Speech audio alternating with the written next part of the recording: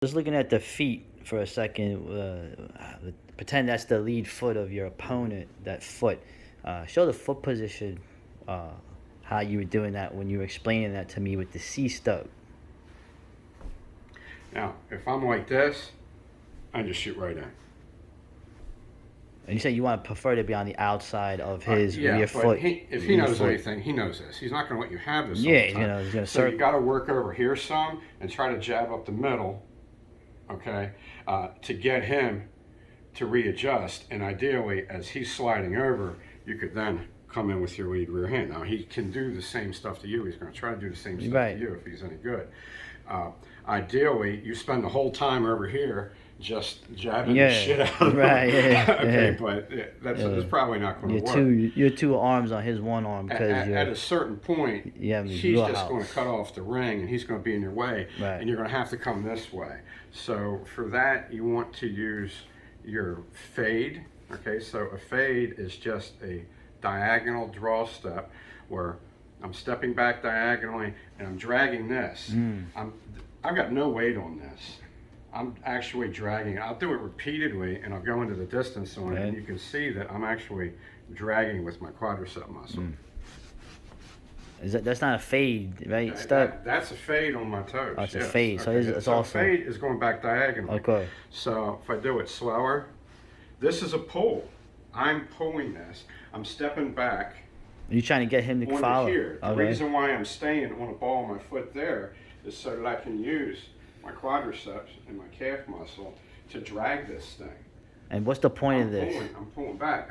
I don't want to go straight back, Right, because then he's just going to get me.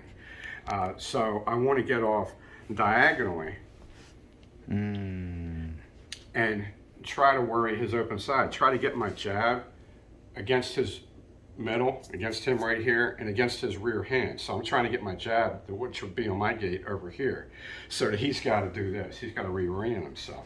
So I'm not just stepping in like this as a sucker move, but I want to show it. I want to feint it so that he goes for it. He sets his weight down, C-step around it, go with this, fade out with this, and jab against his rear hand, guard against his rear hand, Right. if he's a taller guy, and try to get him to do what I just did right here, to turn. And then once he turns and he sets that lead foot around, then I could go around it again. So if he turns, because I did this, then I go back around it. All right. Interesting. Fancy footwork. All right. And the fade, if I'm orthodox, is the same thing. Now I can do a safety, which would be a flat-footed fade like this. Okay, well, I'm going flat-footed here, I'm keeping this up, and I'm putting this really high. This could be if I'm cornered, I don't want to go straight back. This would be against a taller guy. I wouldn't want to stay tall against a taller guy. I would fade back like this with this high. And with my weight here, that gives me the ability, if he rushes in, to throw this, okay? Or to put this down and try to pivot out. When you were doing the fade before, I know when you're boxing, you should be on the balls of your feet almost entirely. Well, usually not the balls of both of your feet. You want to feel the floor with the balls of both of your feet, but you want to have one of them flat. And it's going to be getting dragged by the other one. No, that's right. Usually the rear foot, you want the heel up.